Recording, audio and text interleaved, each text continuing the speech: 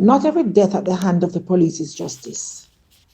And the fact that we've learned to celebrate some of them should frighten every Jamaican. Before we begin, we want to invite you, if you haven't already, to watch the first video in this series in honor of our innocent and beloved Andrew Lancelot Richards, who was murdered by the police in his home on January 3rd. You can find the link in the description. Auntie, in the last episode, we honored Andrew, but today you used a phrase that many people don't really understand. You said innocent blood. What does that actually mean? Before we talk about innocent blood, we need to define something clearly.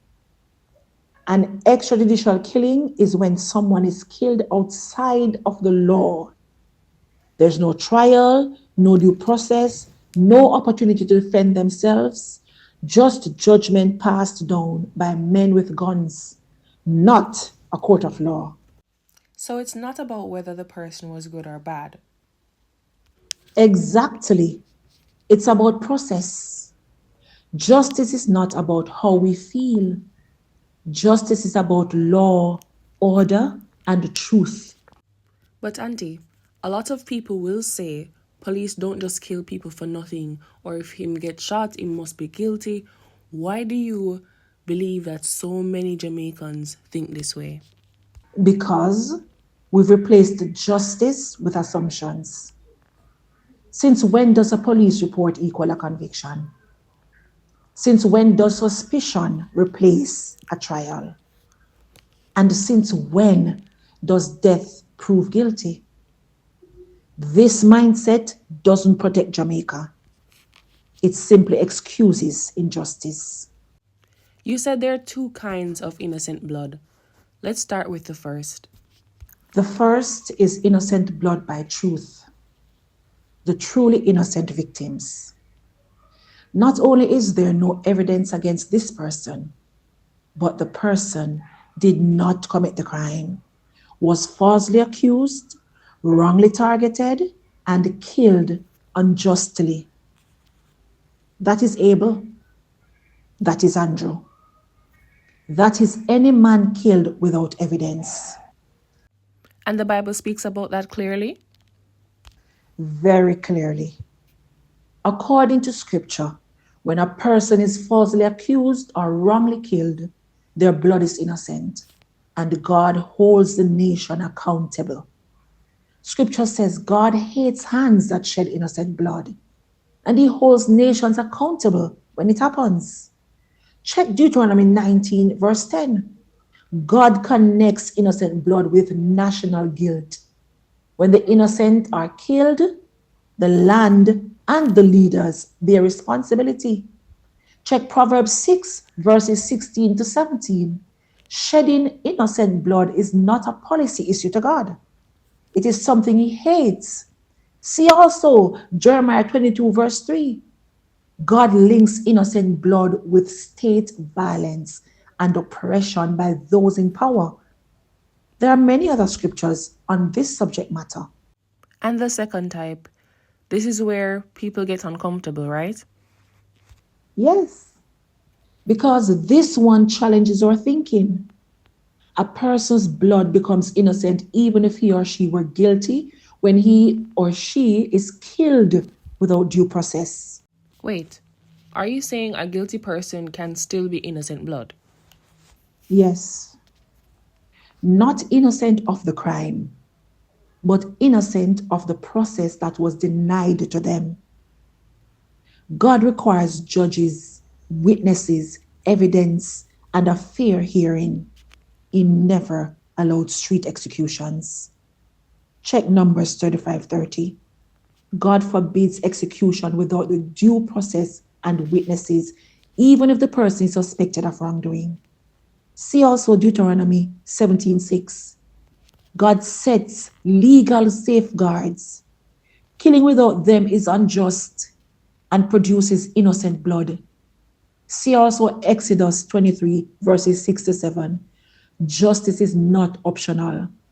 When process is bypassed, blood becomes innocent by law. According to scripture, even a guilty person's blood becomes innocent before God when they are killed without the trial they need, without witnesses, or without righteous judgment. So this is not just a Bible issue. No, it's also a constitutional issue.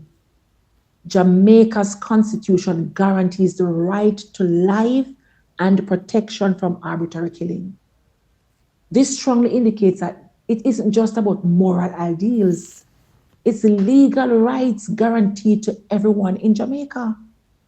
And that right applies to everyone, accused or not. As a result, extrajudicial killing violates both scripture and the Constitution. Why do you feel like this same story keeps repeating? Because it is. It is the same story. Early morning raid, no body cameras, a man dead, a gun found, no police injured, no evidence of a shootout, and the public is indirectly told to move on. That's not coincidence. That's a pattern of injustice. What does this kind of killing do to Jamaica? It doesn't reduce crime, that's for sure. It is just operating like a little band-aid over a big sore. It reduces trust. It traumatizes and cripples communities. It hardens the hearts of the police, but not only the police. It hardens the hearts of those who are directly affected by this kind of killing.